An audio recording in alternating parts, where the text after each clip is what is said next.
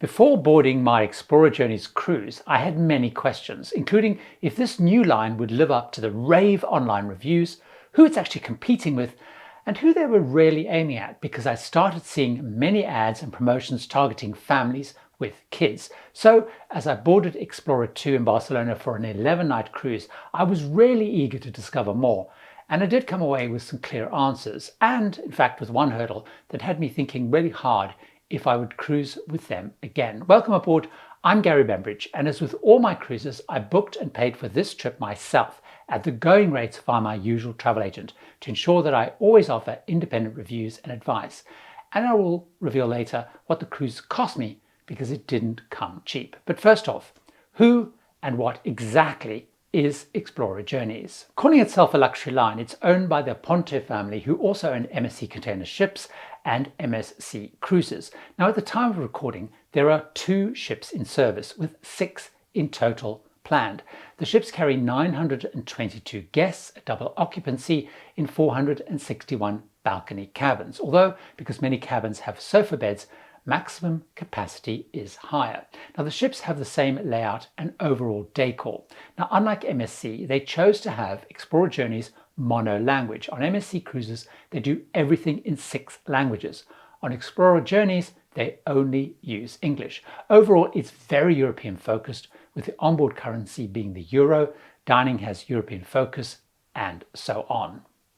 But who are they competing with? Who do they see as their competition? Now, I'll tell you my thoughts based on what I actually experienced through this, but I thought it important to establish who they see as their competition up front.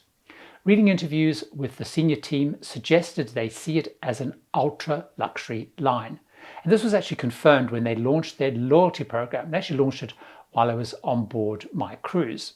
Their program offers status match to 9 existing cruise lines they see as being equivalent. All are in the ultra luxury space: Seabourn, Regent Seven Seas, Silversea, Crystal, Ponant, Sea Dream, Scenic, Hapag-Lloyd and Ritz-Carlton yachts. Also, I can see as I look at pricing for next year and beyond, they sit in that comparable fare range. More on fares later. Now, let me talk about what I found Explora Journeys do well, what I thought they were rather average at, and things that didn't really work, and why, including that potential deal breaker for me. So, what did I like? The ships are stunning. They look sleek and stylish from the outside and like a swanky 5-star boutique hotel inside. They say they're inspired by and worked with private yacht and upmarket hotel designers, and I did very much see those influences. The ships are spacious. They have lots of choice of restaurants, pools, fitness, bars and lounges, particularly for a small luxury ship. They have all balcony cabins in 3 broad categories that they call ocean terraces, penthouses and residences. All grades are actually very plush and very luxurious. Now, because I want to dive more into the Explora Journey experience than the ships and cabins here, I've actually made an in-depth ship video tour and review link at the end of this. The second thing I thought they did exceptionally well was dining. They offer a lot of choice. There are 6 restaurants and several other places to get food or snacks, and all but one of those restaurants is included in the fare. They have no main dining room and instead have 2 open-seated restaurants which don't require any reservations. One is Fil Rouge, offering French-inspired international cuisine. It's open for breakfast and dinner, decent-sized menus, and I thought really good food. The other is the Mediterranean Yacht Club, offering Mediterranean-inspired dishes, which is open for dinner and lunch on sea days. I like the range of the menu and the quality of the food. At both, by the way, the menus don't change, but they do have daily specials. There are 3 specialty dining restaurants where you can go once per cruise, though you can ask for more visits based on availability. The first of those is Marble & Co., a European steakhouse with good but fairly standard steakhouse menu as other lines. Next is Sakura, an Asian fusion restaurant, which is also open for lunch on port days. This was my favorite restaurant with amazing Asian dishes and sushi. The third is Anthology. It's a fancy Italian restaurant with a 7-course tasting menu. It costs €140 to dine there, plus an additional €60 if you want wine pairing. The food is good, but personally, I wouldn't go there again as I felt it was actually overpriced. Next, for casual dining, there is their take on a buffet venue, the Emporium Marketplace. It's more of a food hall concept with various stations like pasta, pizza, sushi, carvery, and so on. What I really liked is the food at many of the stations is prepared to order, and all food is served by the crew. It's open for breakfast, lunch, and dinner. So unlike the ultra luxury competition, it means there is a casual dining venue in the evening, which I really liked. The other places that you can get food or snacks were the following. First, Crema Cafe, the coffee shop, which is open from early morning until about 10 p.m. at night, with snacks relevant for the day. Next, there's a gelateria and creperie out on the pool deck, which was open just before midday until late afternoon.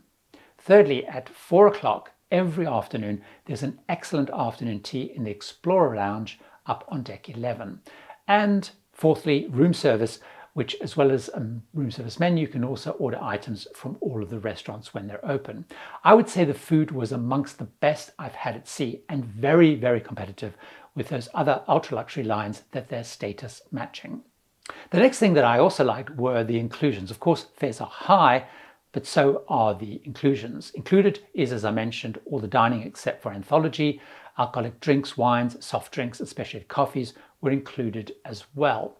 While not as large a range as I've seen on my recent, say, Crystal or Regent trips, it was an extensive list, and wine drinkers especially, I spoke to, said the choices and options were very solid. Wi-Fi is included. It's very good as you can have 3 devices connected at any time. It was fast and actually some of the best I've had at sea on any line. Gratuities are included, as is thermal spa access, which has hot beds, sauna, steam room, salt room, and a hydrotherapy pool. It's small and it could be a little bit difficult to get into though at some times of the day. Fitness classes were included, and I liked that there were shuttle buses in all the ports that needed them that were laid on. In terms of extras, excursions were an additional cost, and I'll come back to them later as a couple of key points on those. Then they had the added charge chef's kitchen cooking classes, and also several specialty drinks tastings called Journeys of Exquisite Experience, with charges like Symphony of Champagne at €80 per person and Art of Mixology for €85 per person. The fourth thing I really liked, particularly because I travel solo, is their approach to solo travelers. They don't have solo cabins, but solo fares start from only 15% surcharge and upwards. And from what I could see looking ahead, it never gets to more than about 50% at peak times. Also, I like that the solo program on board had a lot of variety. It was always hosted, but instead of just having a meetup at the same time every day was a little bit different. So sometimes solos met for breakfast, others for lunch, especially dining, coffee, afternoon tea, and so on. The other thing that I really liked, as I mentioned earlier, is status matching loyalty. If you are an ultra luxury cruiser and you have high status, you can move across or experiment with Explora Journeys and get many perks even on your first trip. What did I think was rather average, especially versus ultra luxury lines? There were 3 things that struck me as being average versus the others. Personally, I did not find the service to be at the level of the more established lines they aspire to compete with, although the guest to crew ratio is comparable at 1.25 passengers to 1 crew member. Most of the ultra luxury lines are either 1-for-1 or around about that level. Also, I found service okay even when the ship was not selling full. Mine was only 75% full. Even then, I could see and heard from others I spoke to that at times the service was not slick and that personal. I tend to dine early, and the service was fine, but others dining later found it a bit erratic and slow. This, though, I suspect will improve as the line establishes itself. A sizable number of the crew come from hotels, not other cruise lines, and I think there's still a learning process. Service is not bad, it's just not as seamless, proactive, and certainly not as personal and personalized as many luxury lines. So for example, I noticed that unlike those lines where it's clear that crew are required to learn names, there was very mixed usage of passenger names by crew and remembering my and other people's preferences. But again, I'm assuming this is going to evolve. I did find it interesting when it comes to the cabins though, that while on those ultra luxury lines they aspire to, there's usually several cabin stewards looking after you. On Explorer II, I just had 1 cabin steward, and I didn't see or interact with him much at all. I was on an 11-night cruise, and for days I would literally not see him at all. Now the cabin was well sorted, it was cleaned, but that kind of added touch ability to fine-tune service, request changes, additions, and that kind of just was not possible, which it is on other lines. The second thing that I thought was at par at best was enrichment and port talks with other ultra-luxury and luxury lines. Now, I really like they have a dedicated port speaker, not someone from the shore excursion team doing a port talk selling basically excursions. Now, I was really fortunate because I had Karen Worrell, who's better known online as Cruise Ship Karen at cruiseshipkaren.com. Now, she spends many months on the ship giving really high quality and detailed port talks, but friends cruising on their other ship reported that they had a way less good experience with those talks. They also had a guest speaker on board talking about his experiences working on tours of rock bands. The hotel director gave a couple of talks like on photography and classic cars. We also had a representative for the Orca organization because we were sailing in an area with whales, doing whale watching, an arts and crafts program, and those, of course, chef's kitchen cooking classes I mentioned earlier. But so the enrichment I felt was fine, but it's a pretty standard program in the category, and it's definitely below some of the ultra luxury lines like Crystal, for example. As they get established, hopefully they will have tested out and identified more speakers across the program, certainly of the level of a Karen Worrell I think they definitely need to do.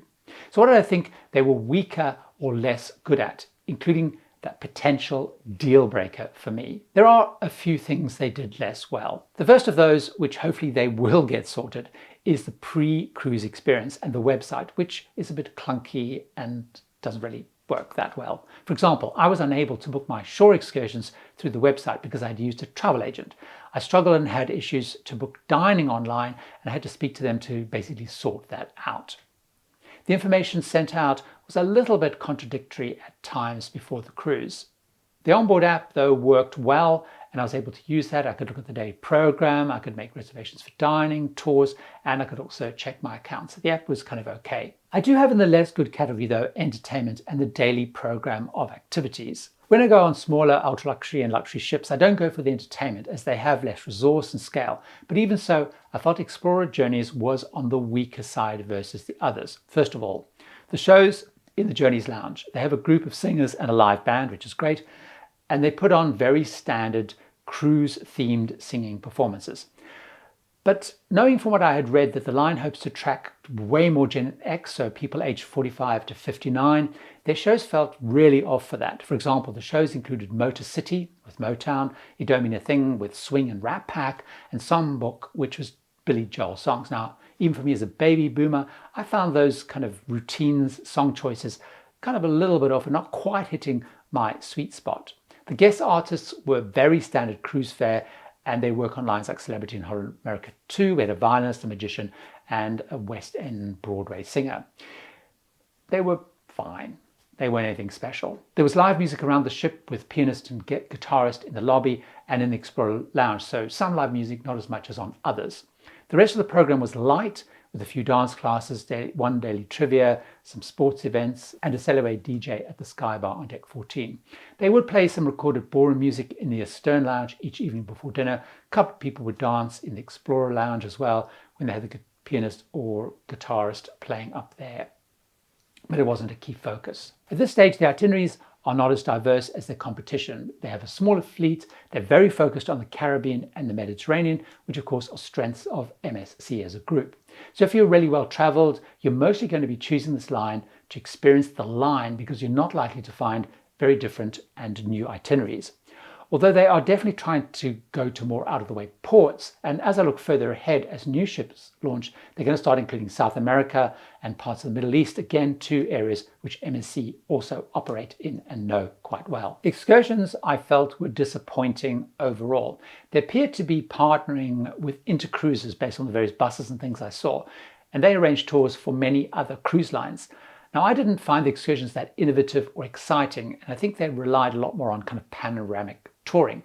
I felt the other luxury and ultra-luxury lines offer way more immersive and diverse tours, which I think premium guests, many of which are very well traveled, are actually seeking. I spoke to loads of people who were not very excited by the tours that they did. I want to talk about the potential biggest downside for me. One, though, that will be a huge upside for other travelers. And this is the focus on kids and family. Now, the Aponte family are extremely pro-family and believe and talk about the importance of families spending time together and, of course, on vacation. They see Explora Journeys as part of that.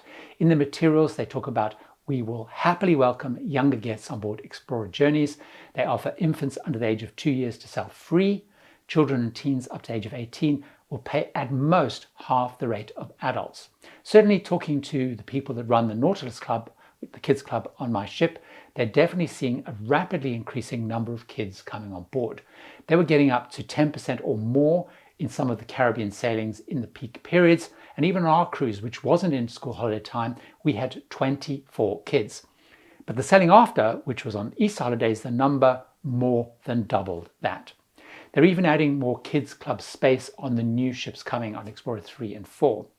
They definitely intend to be a luxury cruise line that encourages families to cruise with them. Now, other than Crystal, which has some space allocated to kids clubs for peak holiday sailings only, Explora Journeys offers a real and full luxury offer and program for families. For me personally, I prefer kids and teen-free cruising, and if that's you too, I would avoid booking in school vacation and seasonal holidays, and perhaps look for longer cruise lengths like, say, repositionings, because you have less families on that. By the way, there's only one adult-only venue on the ship. That's the Helios Pool and Bar on Deck 12. However, if you're looking for a luxury, multi-generational or family cruise, this seems like a great option. Now, the other downside is, of course, cost. The trip is costly. My 11-night Canary Islands cruise as a solo traveler in an ocean terrace balcony cabin should have cost me £8,250. That's $11,000, which is $1,000 a night. I booked during a launch of the itinerary sale and got 30% off, so it actually cost me $770 a night. As I look ahead, I can see fares at least at that level and rising. So I'm looking at booking another Explora Journeys trip, a transatlantic repositioning from Miami to Barcelona, which I won't be traveling solo on. Now, this starts for the cheapest cabin and ocean terrace 01 from $1,000 per cabin per night for 2 people. That's £750. So it's pricey. It's probably in the slightly lower range at the moment of other ultra luxury lines. Entry-level pricing is higher than luxury lines like Oceania and Viking, but it's very much an ultra luxury kind of pricing. It's a pretty costly endeavor, and despite those misses, if you are looking to cruise luxury, I feel they offer a real and appealing alternative to Seabourn, Silversea, Regent and Crystal, if nothing because they feel fresher, more youthful, and you will also likely be mixing with even more diverse nationalities on board because of the nature of the group. Now, as I mentioned at the start, I review and dive into Explora Journeys ships in a dedicated video. So why don't you join me over there and understand much more about the ships, the hits and the misses. See you over there.